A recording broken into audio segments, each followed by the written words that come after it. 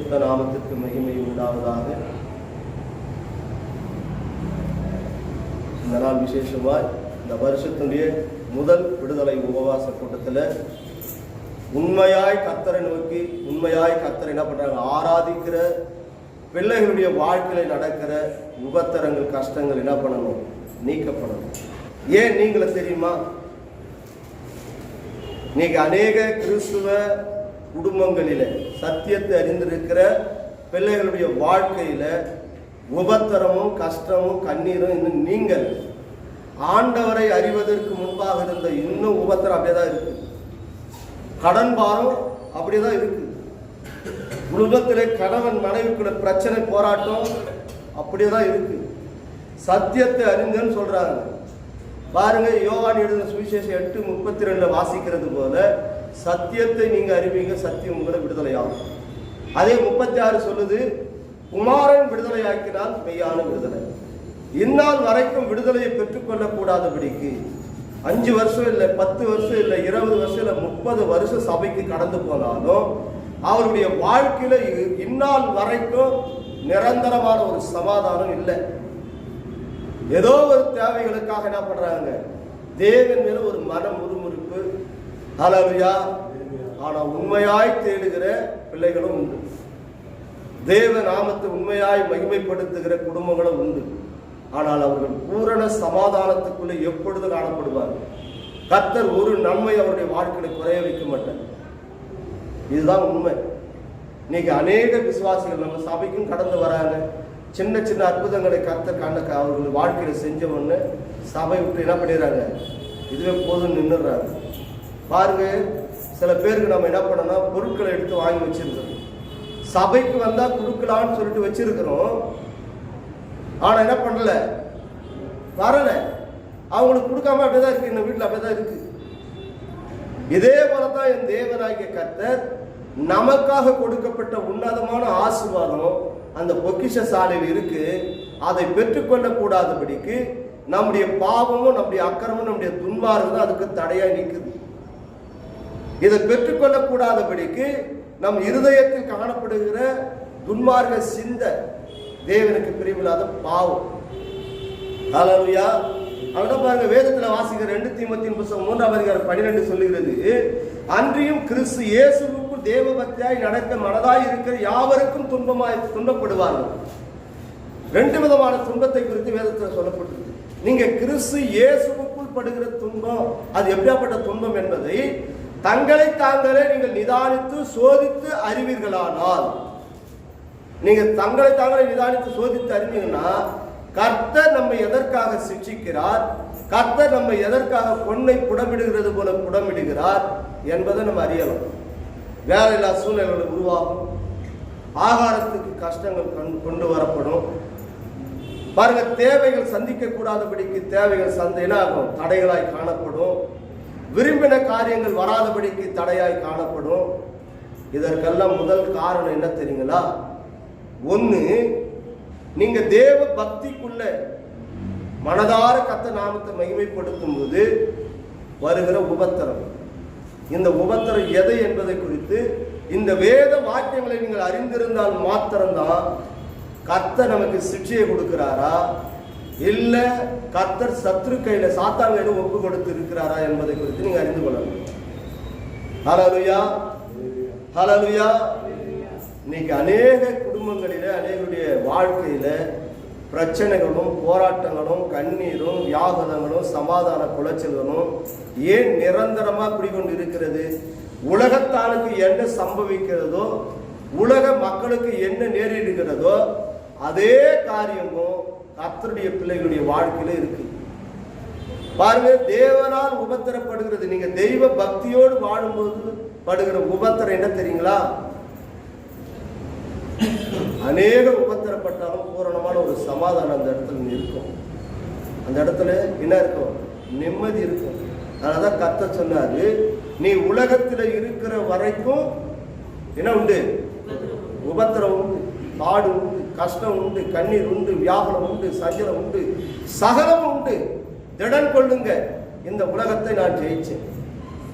அதனால்தான் அநேக விசுவாசிகள் தேவ நாமத்தை மகிமைப்படுத்த கூடாதபடிக்கு, தேவ நாமத்தை பிரசாபப்படுத்த கூடாதபடிக்கு இந்த பிரபஞ்சத்தின் தேவனானவன் சாத்தான் அவருடைய மனக்கண்களை குருடாக்கி இந்த சத்தியம் அறியக்கூடாதபடிக்கு என்ன பண்றான்?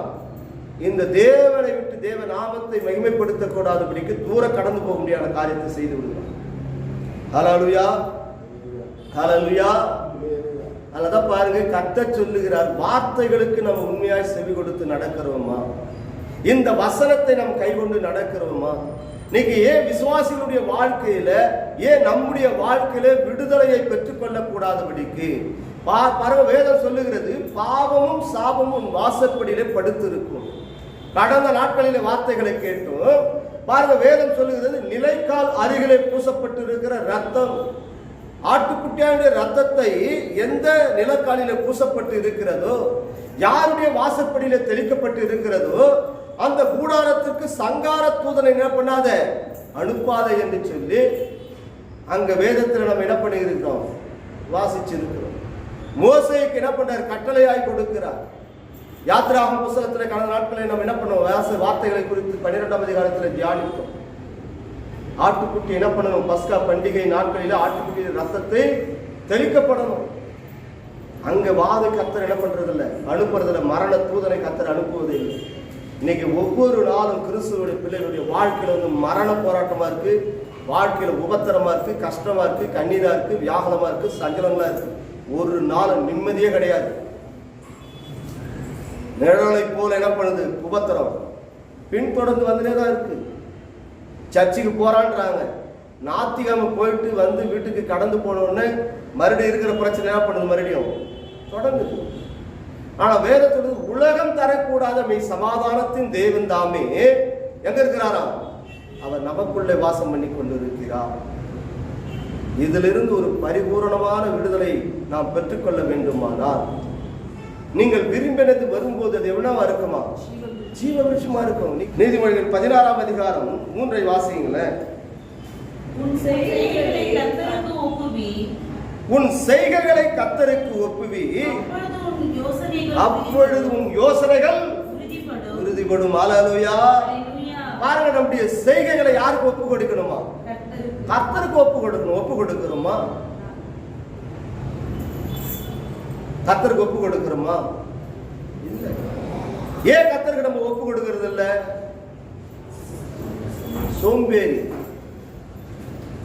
என்ன பண்ணுவானோ? சோம்பேறி விரும்பினாலும் என்ன கிடைக்காது, அவன் விரும்பினது ஒரு நாளும் கிடைக்கவே கிடைக்காது. சோம்பேறி கர்த்தருடைய வார்த்தை என்ன பண்றான்? அசட்டை பண்றான்.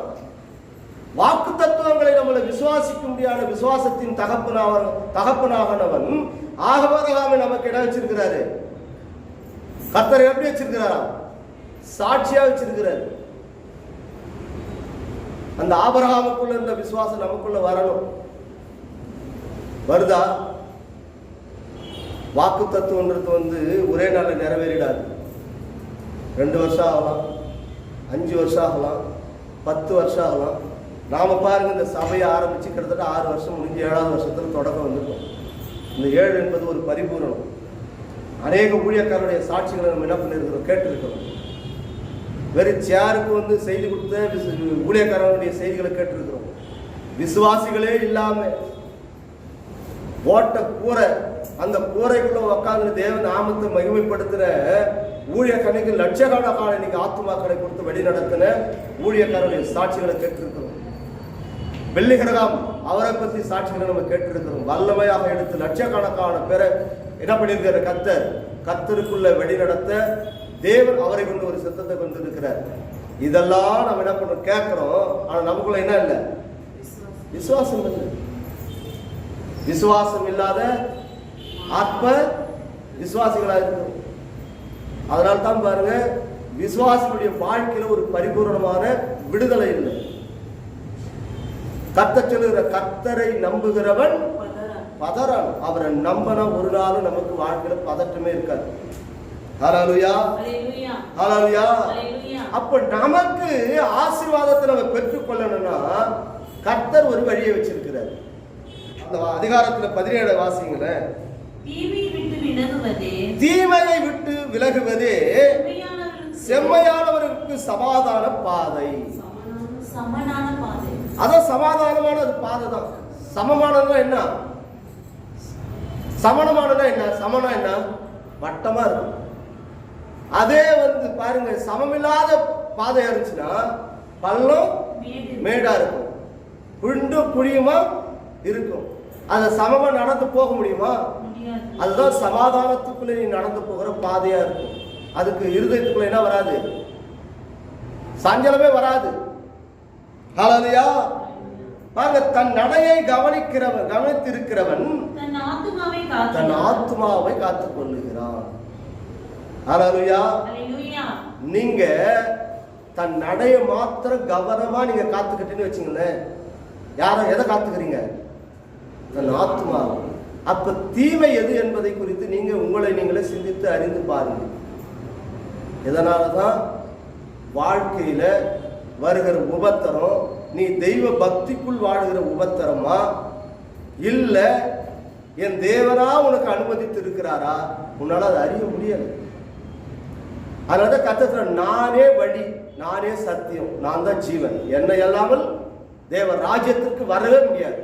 இப்ப இந்த பரம காணான் நீ அடைய வேண்டுமானா, இந்த பரலோக ராஜ்யத்துக்கு கடந்து போக வேண்டுமானா, நம்முடைய பாதை எப்படி இருக்கணும்? தடையில்லாத பாதையா இருக்கணும். அதான் கர்த்தர் சொல்ற, தீமையை விட்டு விலகுவதே செம்மையானவர்களுக்கு சமமான பாதை. ஹல்லேலூயா. அது சமமான பாதையா இருந்தா மாத்திரம்தான் நிம்மதியா நீ கடந்து போக முடியும்.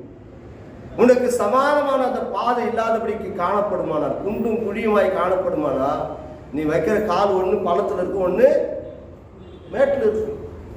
மேட்டுல காலை வச்சு பள்ளத்துல கை தடாலு போய் எங்க விழுந்துருவோம், தடுமாறி எங்க விழுவோம், கீழே விழுந்துரும்.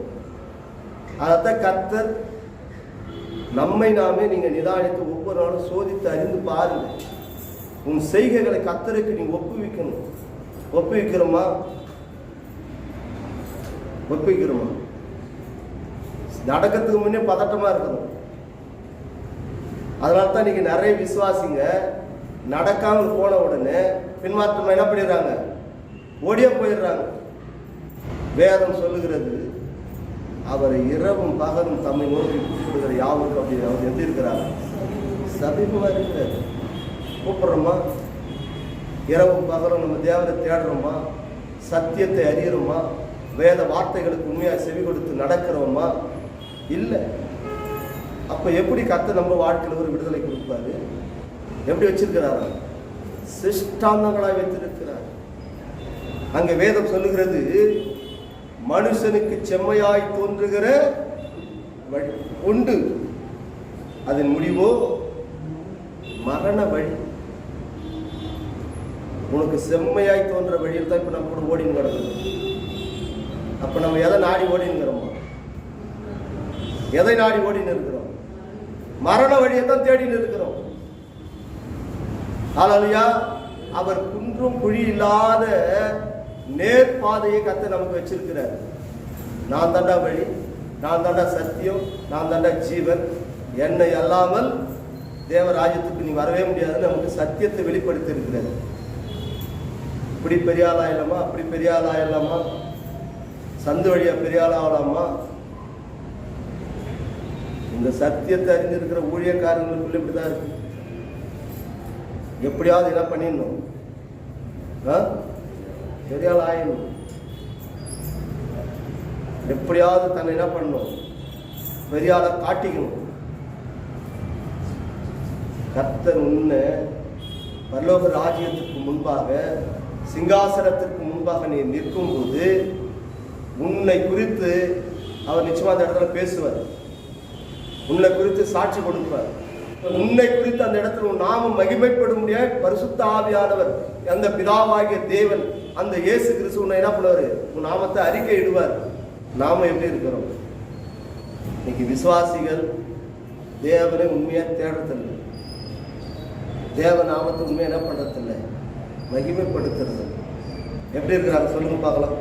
இருதயம் கேடும் கிறுக்குள்ளதா இருக்கு. ஏன் இருதயம் கேடு கிறுக்குள்ளதா இருக்கு? நேர்வழியை காணாம கரடு முரடான வழிகளை, பள்ளம் குழியுமா இருக்கிற வழிகளை நாடி தேடி ஓடி உளையான சேற்றில் பள்ளத்தில் விழுந்து கர்த்தாவே கர்த்தாவே என்ன பண்ணிருக்கிறாங்க, நீங்க கூப்பிட்டு கிடக்குறாங்க. அதைத்தான் பாருங்க, கர்த்தர் சொல்லுகிறார், வெள்ளியை புகையையும் பொன்னை புடமிடும் சோதிக்கும் இது இருதயங்களை சோதித்து அறிகிறவரோ கர்த்தர். உன் இருதயத்தை யார் அறிந்து? கர்த்தர் அறிகிறார். அதனால தான் பாருங்க, தேவனை உண்மையாய் தேடி கர்த்தருடைய நாமத்தை உண்மையாய் மகிமைப்படுத்துகிற, தேவ நாமத்தை உண்மையாய் அவருடைய நாமத்தை பிரசாவப்படுத்துகிற பக்தி வைராகியம் உள்ளவனை அவர் தமக்காக தெரிந்து கொண்டார். இவன் மாத்திரம்தான் நித்தியராஜ்யத்துக்கு போக முடியும். அதனால தான் பாரு, கர்த்தர் சொல்கிறார், தேவனை உண்மையாய் அவருடைய நாமத்தை மகிமைப்படுத்துகிற, சத்தியத்தை அறிந்து வார்த்தைகளுக்கு உண்மையாய் நடக்கிற, அவனுடைய வழிகளை கர்த்தரிடத்தில் ஒப்புவிக்கிற இவர்கள் மாத்திரம்தான் நித்திய ராஜ்யத்திற்கு போக முடியும். இந்த பூமிக்குரிய இம்மைக்குரிய ஆசீர்வாதத்தை பரிபூரணமாய் பெற்றுக்கொள்ள முடியும். இன்னைக்கு அநேகருடைய வாழ்க்கையில இந்த இம்மைக்குரிய ஆசீர்வாதத்தை பெற்றுக்கொள்ள கூடாதபடிக்கு தடையாய் காணப்படுகிறது எது என்று நாம் அறிவோமானா, இருதயம் மகா கேடும் கிருக்குள்ளதான் இருக்கு. இருதயம் எங்க இல்லை? வார்த்தைக்காக இல்லை, சத்தியத்திற்காக இருதயம் இல்லை. அதனால கர்த்தர் சொல்லுகிறார், உங்கள் இருதயங்களை என்ன பண்ணுங்க, பொன்னை புடமிடுகிறது போல புடமிட்டு தங்களை தாங்களே நீங்கள் நிதானித்து சோதித்து நீங்க அறியுங்க. நீங்க தெய்வ பக்தியாய் வாழ மனதாய் இருக்கிறீங்களா, இல்ல சும்மா கடமைக்காக கர்த்தர் நாமத்தை நீங்க மகிமைப்படுத்துறீங்களா? நீங்க விசுவாசிகளுடைய வாழ்க்கையில விடுதலையை பெற்றுக்கொள்ள கூடாதபடிக்கு, விரும்பின காரியங்கள் நடக்கக்கூடாதபடிக்கு தடையாய் காணப்படுகிறது. தேவனுக்கும் அவர்களுக்கும் பிரிவினை உண்டாக்குற அவருடைய பாவமே. யாருடைய பாவம்? மனுஷனுடைய பாவமே. அதான் செம்மையாய் தோன்றுகிற வழியா இருக்கு. ஆனா அவன் எந்த பாதையை தேர்ந்தெடுக்கிறான்? மரண பாதையை தான் தேர்ந்தெடுக்கிறான். மரண வழிகளை தான் என்ன பண்றான்? அவனுக்கு அவன் உண்டு பண்ணி கொள்ளுகிறான். இந்த சத்தியத்தை அறிந்திருக்கிற ஊழியக்காரர்களுக்கும் இந்த என்ன இருக்கு? இந்த இருதயம் தான் இருக்கு. விசுவாசிகளுக்குள்ளும் இந்த காரியம் தான் இருக்கு. அதனால தான் நீங்க பாருங்க, அநேகருடைய வாழ்க்கையில ஆசீர்வாதத்தை பெற்றுக்கொள்ள கூடாதபடிக்கு தேவ நாமத்தை என்ன பண்றாங்க? உண்மையாய் மகிமைப்படுத்துறன்றாங்க, உண்மையாய் துதிக்கிறன்றாங்க. ஆனால் அவருடைய இருதயங்களோ எங்க இருக்கா? அவரை விட்டு தூரமா இருக்கு. அவரை விட்டு என்ன பண்ணுது? தூர கடந்து போய் இருக்கு. அப்ப எப்படி இருக்கிறாங்க? சீசர்கள் எப்படி தூங்கினாங்களோ அதே போல தூங்கி இருக்கிறாங்க. நீங்க விசுவாசம். இயேசு கிறிஸ்து சொல்றாரு, இயேசு கிறிஸ்து என்ன சொல்றாரு? விழித்திருந்து ஜெபம் பண்ணுங்க. பேதுருவே, 1 மணி நேரமாவது நீ விழித்திருந்து என்ன பண்ணக்கூடாது? ஜெபம் செய்யக்கூடாதா? என்ன பண்றான்? தூங்கணும். அதனால தான் பாருங்க, இயேசு கிறிஸ்து இருக்கிற வரைக்கும் அவங்கள அற்புதத்தையும் செய்ய முடியல, அடையாளங்கள் பண்ண முடியாது. அல்லேலூயா. நாமளும் எப்படி இருக்கிறோம்? வேதத்தையும் வாசிக்கிறது இல்லை. நீங்க விசுவாசிகள் அப்படிதான் இருக்கிறாங்க. கடமைக்காக ஆராதனை, வேதத்தை வாசிக்கிறது இல்லை. தேவனுடைய சமூகத்தில் போய் திறப்பு நின்று ஜபமும் செய்யறதில்லை. 1 மணி நேரமாவது நீங்க விழித்திருந்து ஜபம் பண்ணணும். அதையும் போய் என்ன பண்ணதில்லை, கர்த்தருடைய சமூகத்தில் உட்காரது இல்லை. காரணம் என்னன்னா, லௌகீக கவலை. அல்லேலூயா. என்ன லௌகீக கவலை? இந்த உலகம் தீமை என்று வேதம் சொல்லப்பட்டிருக்கு. ஏன் தீமை? கடந்த நாட்களில் கேட்டோம், தீங்கு நாளுக்கென்று நான் துன்மார்களை ஏற்படுத்தினேன். தீங்கு நாள் எந்த நாள்? நியாய தீர்ப்புன்னு ஒரு நாள் வரப்போகிறது. அந்த நியாய தீர்ப்பு நாளை சகிப்பவன் யார்? காரணம் என்ன? தேவனை அறிந்திருந்தோம். பாருங்க, உலகத்தாருக்கு நியாய தீர்ப்பு இல்லவே இல்லை. இங்க பக்கத்துல பாத்தீங்கன்னா சாத்தா வந்து இடது பக்கத்துல நிற்பான். அடிக்கப்பட்ட வண்ணமாய் இருக்கிற ஆட்டுக்குட்டியாளர் பிதாவாகிய தேவனை வலது பரியசத்தில் நிற்பார். அவனோடு ஒரு சேர்ந்த கூட்டம் ரெடியா பாதாளத்துக்கு ஆயத்தப்படுத்தப்பட்டிருக்கும். நியாய தீர்ப்பு நாட்களிலே வாரந்தோறும் சபைக்கு கடந்து வந்து பாருங்க, இரவும் பகலும் என் வேதத்தின் மீது பிரியமாய் இருக்கிற மனுஷன் பாக்கியவான். நீங்கள் இரவும் பகலும் வேதத்தை தியானித்து இந்த வார்த்தையை கைகொண்டு நடக்கிறவன் எவனோ அவன் மாத்திரம் தான் நித்திய ராஜ்யத்துக்கு போக முடியும். எப்படி?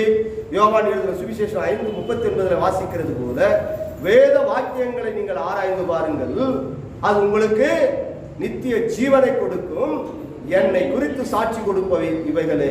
அப்ப தேவனுடைய இயேசு கிறிஸ்துடைய சாட்சி இல்லாத ஜீவியம் செத்த கிரியைகளுக்கு சமம். இந்த வேத வாக்கியங்களை நீ ஆராய்ந்து அறிந்து இந்த இரவும் பகலும் வேதத்தை தியானித்து நீ வார்த்தையில பலன் கொண்டு சத்தியத்திற்கு சாட்சியாய் ஜீவிப்பிறானால் மாத்திரம்தான் நீ நித்திய ராஜ்யத்தை சுதந்திரித்துக் கொள்ள முடியும். அங்க பரலோக ராஜ்யத்தில் சிங்காசனத்திற்கு முன்பாக பாருங்க, தேவனால் அபிஷேகம் பண்ணப்பட்ட பிள்ளைங்க, நீங்க தேவ ரத்தத்தினால் கழுவப்பட்ட பிள்ளைங்க, தேவ சிங்காசனத்திற்கு முன்பாக நிற்கும் போது குற்றப்படுத்த முடியாய் சாத்தான் வந்து நிற்பான். ஐயா, அவங்க இரவு பகலும் வேதத்தை தியானிக்கல, தேவ சமூகத்தில் 1 மணி நேரமாவது விழித்திருந்து ஜெபம் பண்ணாங்களா? ஜபமும் பண்ணல. சபை கூடுகிறத அவங்க சிலர் விட்டு விடுகிறத போல இவங்க விட்டுட்டாங்க. பாருங்க, ஒருவருக்காக ஒருவர் ஊக்கமா ஜபம் பண்ணுங்க, அந்த ஜபத்தையும் செய்யல. அங்க சங்கீதம் 1ஆம் அதிகாரத்தில் சொல்லப்பட்டது போல, பரியாசக்காரர் உட்கார இடத்தில் உட்காராமலும் பாவிகளுடைய வழியில் இல்லாமலும் இரவும் பகலும் என் வேதத்தின் மீது பிரியமா இருக்கிற மனுஷன் பாய்க்குவான்னு சொன்னீங்களே, இந்த வார்த்தையை அவங்க கைகொண்டு நடக்கல. சபைக்கு ஏதோ கடமைக்காக ஞாயிற்றுக்கிழமை ஆராதனைக்கு போகணும், கடமைக்காக கர்த்தருடைய நாமத்தை மகிமைப்படுத்தணும், இருந்த வண்ணமாகவே கர்த்தருக்கு கொடுக்க வேண்டிய அந்த நாளை 2.5 மணி நேரமா, அந்த 2.5 மணி நேரம் முழுமையோடு முழு பலத்தோடு உள்ளத்தின் ஆழத்திலிருந்து மனதார கர்த்தர் நாமத்தை நீ மகிமைப்படுத்தல. உன் சரீரம் எங்க இருக்கு, உன் இருதயம் பூரா எங்க இருக்குது? லௌகீக கவலை வச்சுன்னு இருக்கிற. எல்லாத்தையும் என்ன பண்ணுவான்? குற்றப்படுத்துவான். நீ சிங்காசனத்துக்கு முன்பாக நிற்கும் போது காணாமல் போன பிள்ளை எப்படி திருன்னு முயற்சின்னு இருக்குது, அப்படிதான் முயற்சின்னு கிடக்கும். ஒரு வார்த்தை என்ன பண்ண முடியாது, பேசவே முடியாது. ஒரே ஒரு இமைப்படுதுல ஒரு செகண்ட் என்ன நடக்குமா? நியாய தீர்ப்பு நடக்கும். ஹல்லேலூயா. அவன் சொல்லுவான், அவங்க கிட்ட கோபம் இருந்துச்சு, அவங்ககிட்ட வைராகம் இருந்தது, அவர்கள்ட்ட சண்டை இருந்தது, அவர்கள்ட்ட பிரிவினை இருந்தது, அவர்களிடத்திலே மார்க்க பேதம் இருந்தது, அவர்களுக்குள்ளே குரோதம் இருந்தது, அவர்களுக்குள்ள விபச்சாரம் வேசித்தனத்தின் ஆவி இருந்தது. ஹல்லேலூயா. இந்த பிள்ளைகள் எப்படி தேவ ராஜ்யத்தில் பிரவேசிக்க முடியும்? அதனால்தான் கர்த்தர் சொல்லுகிறார், நீ என்ன பண்ணணும்? விழித்திருந்து ஜெபம் பண்ணணும். யார் செய்வாங்க? கர்த்தராகிய இயேசு கிறிஸ்துவுக்குள் தேவ பக்தியாய் வாழ மனதாய் இருக்கிற இவர்களுக்கு வருகிற உபத்திரங்கள் வேற, தேவனை விட்டு வார்த்தைகளுக்கு கீழ்ப்படியாமல் போகிற பிள்ளைகளுடைய வாழ்க்கையில நடக்கிற காரியங்கள் வேற. அதனால்தான் கர்த்தர் சொல்லுகிறார், இது எல்லாமே எப்படி இருக்குதான்? தீமையா இருக்கு. அதனால்தான் கர்த்தர் சொல்லுற, தீமையை விட்டு விலகுவதே செம்மையானவர்களுக்கு சமாதான பாதை. அந்த சமாதான பாதையில பிரவேசிக்கிறவன் தன் ஆத்மாவை என்ன பண்ணிடுவான்? அவன் காத்துக்கொள்வான். உன் ஆத்மாவை நீ காத்துக்கொள்ளலனா நீ நித்திய ராஜ்யத்துக்கு கடந்து போகவே முடியாது. இந்த ஆத்மாவை சிறப்படுத்துகிற இடம் எதுன்னு பார்த்தீங்கன்னா தேவனுடைய ஆலயம், சபை கூடுகிறது.